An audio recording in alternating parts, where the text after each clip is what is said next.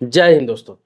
देखिए, आप कहीं भी टूर पे जाते हैं या फिर कहीं घूमने जाते हैं, दूसरे शहर में जाते हैं, तो होता क्या है कि होटल लेना पड़ता है, आपको रिसॉर्ट्स लेना पड़ता है। तो होटल का जो कमरा लेते हैं, तो उसके लेके बहुत सारे लोगों में बहुत तरह की गलतफहमी है। बहुत सारे लोगों ने ये पूछा है कि क्या होटल में ठहरते हैं हम, अगर हम कपल ठहरते हैं, गर्लफ्रेंड बॉयफ्रेंड ठहरते हैं, तो क्या लड़की अगर नाबालिग है, मान ली कि बालिग 18 साल में मानी जाती है, वो 17 साल के हैं, तो क्या हम होटल में ठहर सकते हैं? क्या हम गर्लफ्रेंड बॉयफ्रेंड है, अगर बालिग है तो ठहरते हैं, तो क्या कभी दिक्कत आ सकती है? पुलिस छापा मार सकता है, पुलिस कोई एक्शन ले सकता है, या फिर किसी प्रकार से होटल में ठहरने के बाद पुलिस या फिर होटल मालिक के द्वारा कोई किसी प्रकार का व्यवधान डाला जा सकता है? तो इसको लेकर बहुत सा, खास तौर पर मैं बता दूं, ओयो ओयो का आपने नाम सुना होगा, कपल फ्रेंडली होटल। बहुत सारे गर्लफ्रेंड बॉयफ्रेंड जो एक दूसरे से प्यार करते हैं, मोहब्बत करते हैं, कभी वक्त बिताने के लिए होटल में जाते हैं। तो इसके लिए क्या क्या प्रावधान? अब होटल में जाते हैं तो आपसे आईडी मांगा जाता है, आधार कार्ड हो या फिर आपका वोटर आई कार्ड हो, कुछ आईडी आपके पास होना चाहिए, चाहे ड्राइविंग लाइसेंस हो, कोई भी एक आईडी होना चाहिए, पहचान पत्र आपके पास होना चाहिए, तभी आपको कमरा मिलता है। तो जो कमरा देते हैं आपसे, जो आईडी लेते हैं, वो क्यों लेते हैं? उस आईडी का होता क्या है, क्या करते हैं होटल वाले, क्यों अपने पास रखते हैं, इससे उनको क्या फ़ायदा है, आपका क्या फ़ायदा है, सभी पे चर्चा करने जा रहा हूँ। बहुत कम समय लूँगा, पूरे वीडियो में बने रहेंगे, ये जानकारी आपके लिए महत्वपूर्ण है। दोस्तों, आपके जानकारी के लिए बता दूं कि किसी भी होटल में ठहरने जाते हैं, चाहे ओयो हो, चाहे कोई भी होटल हो, किसी प्रकार का होटल हो, तो वहाँ जब ठहरते हैं तो आपसे आईडी मांगा जाता है। आईडी इसलिए मांगा जाता है कि वो जो आईडी आप वहाँ पे देते हैं उसका वो रिकॉर्ड रखते हैं, चाहे आप लड़का है, लड़की है, चाहे आप ग्रुप में है, फैमिली के साथ है, किसी के साथ जाते हैं, तो सभी का अलग अलग आईडी लिया जाता है और वो एक फाइल बना के रखते हैं। अब वो आईडी इसलिए लेते हैं कि इससे तो ये प्रूफ हो जाए कि आप सही व्यक्ति हो। दूसरा इसलिए लिया जाता है कि कल हो के आप होटल में ठहरते हो और होटल में कोई, आजकल देखते होंगे बहुत सारा ऐसा मामला हो गया कि लड़का लड़की ठहरते हैं, एक दूसरे की, कई जगह ऐसा हो गया कि हत्या तक कर देते हैं।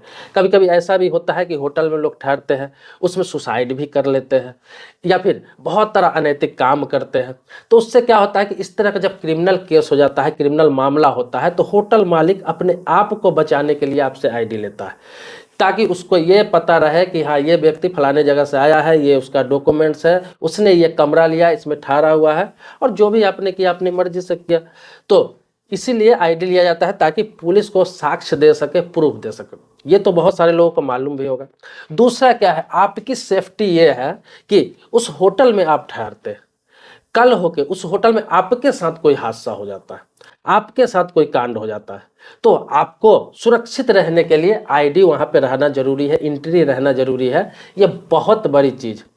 दूसरा क्या है कि उस होटल में अगर कोई व्यक्ति ठहरता है और वो क्रिमिनल माइंडेड है, हो सकता है बाहर गया कहीं या किसी के साथ कांड कर दिया, किसी की हत्या कर दिया, किसी के साथ कोई क्रिमिनल एक्टिविटी कर दिया, फिर आके होटल में ठहरा और वहाँ से चला गया, बाद में पुलिस अगर उस होटल पर आई तो पुलिस को होटल मालिक क्या जवाब देगा, क्या प्रूफ देगा? उस तो यही बोलेगा कि यही लोकेशन है, इसी होटल में उसने ठहरा था और यहीं से जाकर कांड किया है, तो उसका कुछ ना कुछ तो प्रूफ चाहिए। इसलिए लेता है अपने सेफ्टी के लिए। बाकी ऐसा जरूरी नहीं कि सबके साथ हो, सब लोग ऐसा करते हैं। ये कुछ लोग ऐसा करते हैं जिसके कारण सभी लोगों से आईडी लिया जाता है। पहले नहीं लिया जाता था, पहले तो सिर्फ नाम एंट्री किया जाता था और होटल का कमरा प्रोवाइड कर दिया जाता था। लेकिन हुआ क्या कि बहुत सारे कांड होने लगे, इसीलिए ऐसा होटलों में अब किया जा रहा है। अब आते हैं कपल्स के ऊपर। तो कपल्स जो ठहरते हैं होटल में, चाहे वो गर्लफ्रेंड हो, बॉयफ्रेंड हो, चाहे रिलेशन में कुछ भी हो, लड़का लड़की रिलेशन में कुछ भी हो, वो होटल में ठहरते हैं, अपनी आईडी देकर ठहरते हैं। अगर लड़की का उम्र 18 वर्ष से ऊपर है और लड़का का उम्र भी 18 वर्ष से ऊपर, मतलब कि लड़का और लड़की दोनों बालिग है, तो होटल में कमरा मिल जाएगा, किसी प्रकार की कोई दिक्कत नहीं आएगी। अब बहुत सारे लोगों का मन में यह हुआ कि लड़का का उम्र तो 21 है, तो यहाँ शादी की बात नहीं हो रही। शादी के लिए लड़का का उम्र 21 होना चाहिए, लड़की की उम्र 18 होना चाहिए। लेकिन जब होटल में आप स्टे करते हैं तो बालिग माना गया है कि लड़का 18 में बालिग हो जाता है, क्योंकि वो वोट देने का अधिकार उसको मिल जाता है। लड़की भी 18 में बालिग हो जाती है, वो भी वोट देने का अधिकार मिल जाता है। तो 18 वर्ष 1 दिन भी आपका उम्र है, 18 वर्ष 5 दिन भी उम्र है, मतलब 18 वर्ष प्लस उम्र है आपका, तो आपका आसानी से कमरा मिल जाएगा, मतलब दोनों बालिग माने जाएंगे। तो इसके लिए कोई दिक्कत नहीं। अब रहे कि अगर कोई पुलिस कार्रवाई होती है, कभी छापामारी होती है, तो आपको किसी प्रकार की कोई डरने की ज़रूरत नहीं है, किसी प्रकार की घबराने की ज़रूरत नहीं है। क्यों घबराने की जरूरत नहीं कि आप दोनों बालिग हैं और स्वेच्छा से आप दोनों आए। अब कमरा में आने के मतलब ये जरूरी नहीं है कि गलत एक्टिविटी करने ही आया है, एक दूसरे के साथ टाइम स्पेंड भी करने लोग आते हैं। तो आपको घबराने की जरूरत नहीं, ये आपका अधिकार है, ये आपको भारत के कानून ने अधिकार दिया है कि जबरदस्ती आपके कमरे में कोई डिस्टर्ब नहीं कर सकता है, क्योंकि आप दोनों बालिग और स्वेच्छा से आए हुए हैं। स्वेच्छा का मतलब समझ लीजिए कि इसमें लड़की का भी इच्छा होना चाहिए, लड़के का भी इच्छा होना चाहिए, दोनों स्वेच्छा से आना चाहिए। ये नहीं कि लड़की बाद में ये मुकर जाए कि नहीं मैं इसके साथ नहीं आई थी, इसने मुझे बरगला कर ले आया है, झूठ बोल के ले आया है। तो इसीलिए काउंटर पे आईडी दोनों को लिया जाता है, सिग्नेचर कराया जाता है, एंट्री कराया जाता है, ताकि बाद में लड़की भी ना मुकरे या फिर कोई लेडीज है तो वो ना मुकरे कि मैं इसके साथ नहीं थी, मैं इसकी गर्लफ्रेंड नहीं हूँ, मैं इसके लिव इन रिलेशन में इसके साथ नहीं रहती हूँ, ऐसा नहीं कर सके। इसीलिए आपको एंट्री किया जाता है। दूसरा है कि हर होटलों में सीसीटीवी कैमरा लगा दिया गया है ताकि सीधा पता चले कि स्वेच्छा से दोनों साथ जा रहे हैं, साथ आ रहे हैं, तो इस तरह की कोई दिक्कत नहीं है। वैसे बहुत सारे होटल ऐसे भी है जो इस पर आपत्ति करते हैं, कमरा नहीं देते हैं, लेकिन अगर दे दिए तो फिर आपको कोई दिक्कत नहीं आएगी। पहले होता क्या था कि कभी भी कोई लड़का लड़की ठहरने जाता था, कोई लेडीज जेंट्स ठहरने जाता था, अगर वो पति पत्नी नहीं है, कपल है, मतलब कि वो गर्लफ्रेंड बॉयफ्रेंड है, तो उससे मैरिज सर्टिफिकेट खोजा जाता था, मतलब शादी का सर्टिफिकेट खोजा जाता था। लेकिन ओयो ओयो जब से आया है, ओयो जब भारतीय बाजार में लॉन्च किया गया, तब से हुआ क्या कि उसमें कपल फ्रेंडली बना दिया गया कि कोई भी लड़का हो, लड़की है, बालिग है तो स्वेच्छा से उसे कमरा मिल जाएगा, उससे कोई भी मैरिज सर्टिफिकेट किसी प्रकार के देने की आवश्यकता नहीं है, क्योंकि दोनों बालिग है। बालिग होने के बाद तो स्वेच्छा से मतलब कि उसका पूर्ण अधिकार हो जाता है, मतलब उसके घर वालों को भी उस पर अधिकार नहीं रहता है रोक टोक करने का। तो दूसरा क्या रोक टोक कर सकता है, तो वो होटल में स्टे कर सकते हैं। तो वो जब से कपल फ्रेंडली हुआ है तब से सारे होटलों ने इस तरह का कपल फ्रेंडली कर दिया है, किसी भी होटल में कोई भी आराम से ठहर सकता है।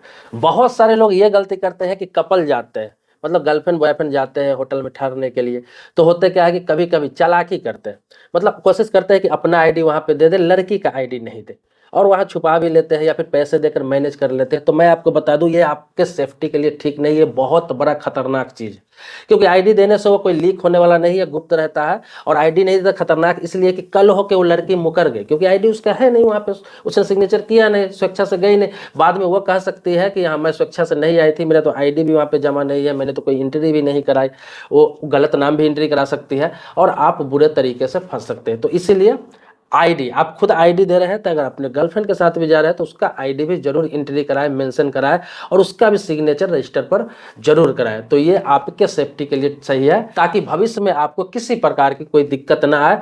तो बहुत सारे लोग तरह तरह के सवाल करते हैं। दूसरा मैं आपको ये बता रहा हूँ कि जब होटल में आप एंट्री करते हैं, तो एंट्री करते हैं तो सारा सिस्टम तो हो ही गया, इसके अलावा आपको जब निकलते हैं वहाँ से, कोई भी होटल से जब चेक आउट आप करते हैं तो वहाँ से आप बिल जरूर लें।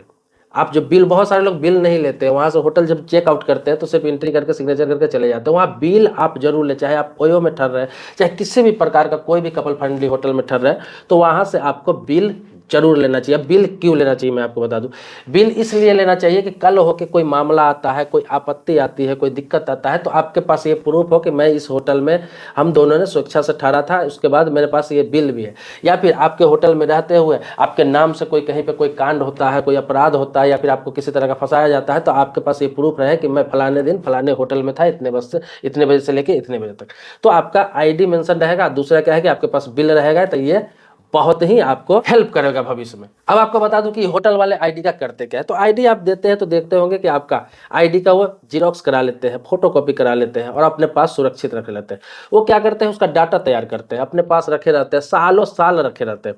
इससे आपको फायदा क्या होता है कि कभी भी भविष्य में जरूरत पड़े तो उस डेट को आप अपना वहाँ से रिकॉर्ड निकलवा सकते हैं, उनके रजिस्टर से या फिर उनके कंप्यूटर से अपना रिकॉर्ड निकलवा सकते हैं कमरा नंबर के साथ में कि मैं यहाँ पे था, स्टे किया था।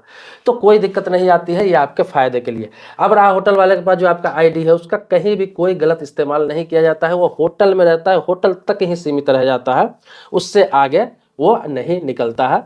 वो सिर्फ आपके सेफ्टी के लिए और वो अपने सेफ्टी के लिए वो रखते हैं। अब सबसे बड़ी जानकारी ये देने जा रहा हूँ कि बहुत लोग ये चालाकी करते हैं कि कपल जाते हैं होटल में तो फर्जी आईडी का इस्तेमाल करते हैं। बहुत लोग जो डुप्लीकेट एडिटिंग करके आधार कार्ड बनवा लेते हैं, पहचान पत्र बनवा लेते हैं, ड्राइविंग लाइसेंस बनवा लेते हैं और वो वहाँ पे पेश कर देते हैं, होटल में ठहर जाते हैं। चलिए वहाँ पे कोई दिक्कत ना हो, लेकिन अगर वो जांच में या फिर कभी होटल वाले को शक हो गया, पता चल गया कि ये फर्जी आईडी है, इसने फर्जी बना रखा है, इसमें सारा चीज़ एड्रेस और नाम फर्जी मेंशन कर रखा है, अगर इस तरह के मामले सामने आ गए, अगर उसको शक हो गया, तो ये उससे भी बड़ा अपराध है। आप कपल ठहर रहे होटल में, ये अपराध नहीं है, लेकिन फर्जी आईडी देंगे तो ये बहुत बड़ा अपराध हो जाएगा और आपको किसी भी हालात में फर्जी आईडी बनाने के जुर्म में जेल भेजा जाएगा, वहीं से जेल भेजा जाएगा और आप पर मुकदमा चलेगा, आप बुरे तरीके से फंस जाएंगे। इसमें क्या है कि आपके होटल मालिक, होटल के स्टाफ ही आपका गवाही हो जाएगा और होटल वाले ही आपका विटनेस हो जाएगा, आप बुरे तरीके से फंस जाएंगे, मतलब वहां पे बचने का कोई भी चांसेस नहीं होगा।